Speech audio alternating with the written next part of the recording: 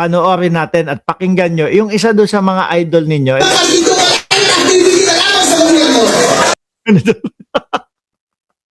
Ito, si Respicio, isa din to no? Sabi hawak yung cellphone, nakaganon.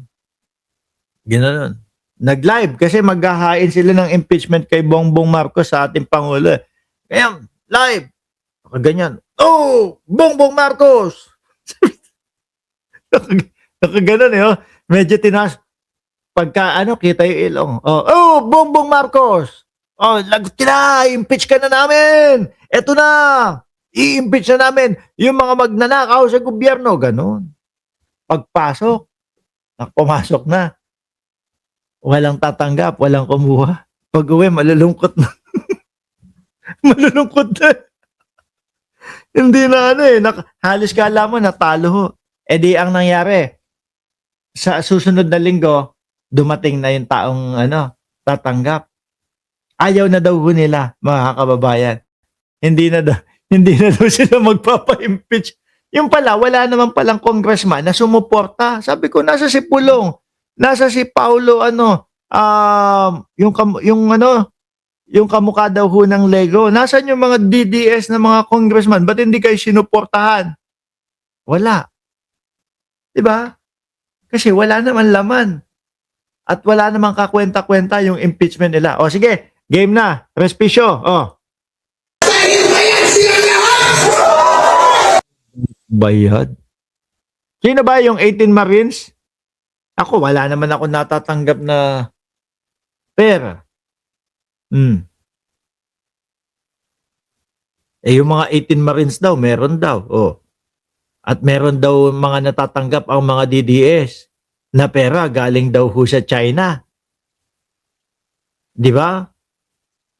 Merong natatanggap daw po yung mga kapwa natin Pilipino na pera galing sa China para sirain po ang gobyerno natin. Mas dikit sa katotohanan yan, boss.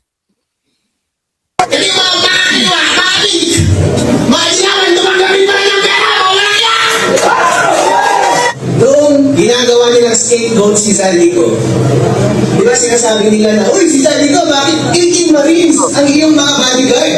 Meron bang gano'n? Meron ba sinabi si Zaldico na may 18 siyang O gawa-gawa lang nito para kumunik lang? No, wala naman ako narinig doon Ang sabi ni Zaldico,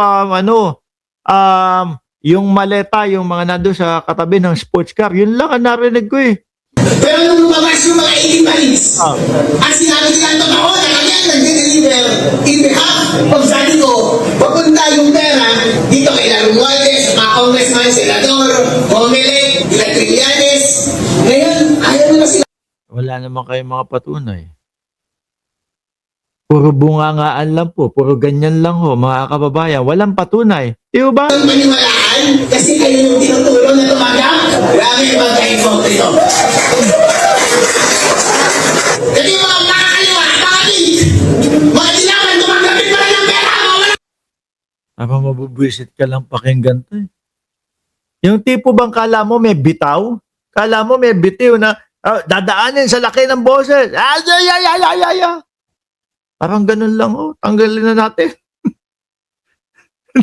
Yung tipo bang, yung mga tao na panggap na kala mo may bitaw talaga. Di ba? Dadaanin sa lakas ng boses, dadaanin sa sigaw, dadaanin sa butas ng ilong, tapos wala naman laman yung sinasabi. Hininto ko na, wag na kayo magalit. Ngayon ito, panoorin na lang po natin itong Luistro, mga bossing, no? Congresswoman Beatrix Luistro. Congresswoman, you have 60 days upon referral, right, to act on this and to see the entire process. What if in the process, the Vice President resigns? What happens then? Tuloy pa din. Tingin ko aabot siya o pupunta naman yan sa pagkaso sa Vice Presidente mga kababayan. No? Well, this is part of our discussion nowadays, no? Well, of course, if she resigns, the penalty of removal becomes moot and academic, right? Because at saka daw kapag hindi sumagot ang Vice Presidente, mga kababayan, mas Kumbaga, automatic na yon na tutuloy-tuloy ho. Of course, we understand that there are two principal penalties in cases of impeachment, no?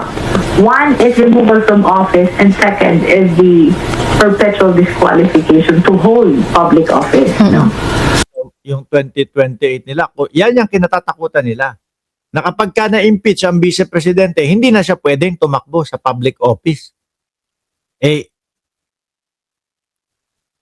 asang-asa pa naman sila na sila na ang mananalo sa 2028. Kasi nga daw po, 32 million daw po ang boto nila, mga kababayan. O, tatakot silang mangyari.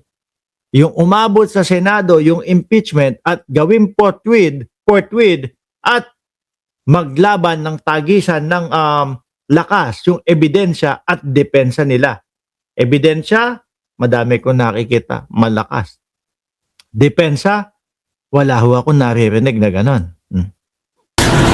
This is my Transformer, shoutout sa iyo, no? At Marivic Brasos. humble submission, Carmina, no?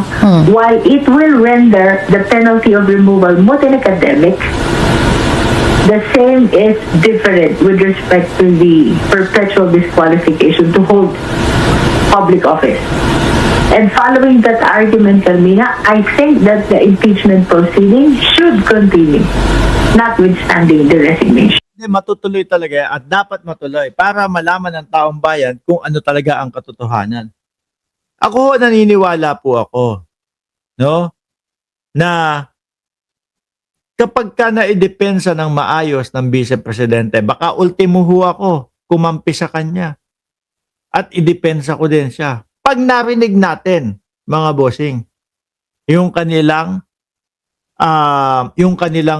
depensa. Ang problema ho sa kanila, mga boss, wala ho silang ipinapakitang depensa o pinaparinig na depensa man lang para miski tayo mapagtanggol natin sila. Di po ba? Laging ang sinasabi ho nila, nako, pinupolitika lang kami. Nako, ang dahilan ng mga yan,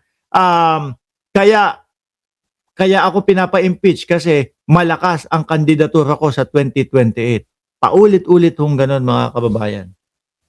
Paulit-ulit pong ganon, mga bossing. Sabi ni Tenny Blasa, sige lang mga DDS, pag ang gumalaw ang BBM loyalist, tumabi-tabi na kayo pag hindi. O yan, nakita nyo. Mami Star Talk, shoutout sa inyo. No? At yun doon naman po, sa ngayon lang po dumating, pwede nyo naman pong panoorin ng replay itong ating live, mga bossing. Sa ngayon po, lasing na ako kanina. Actually, hindi naman. No? Hindi. Natapos nga natin yung live Kumbaga ho, mga kababayan, ayun, natapos natin. Magpapahinga na ako. Maraming salamat and God bless po sa ating lahat. At mamayang gabi, alas 8 ng gabi, Pilipinas time, sama-sama po tayo. Ma'am Trexie Villa, Juby Sestina, at buong Ceresa Force family. Paalam.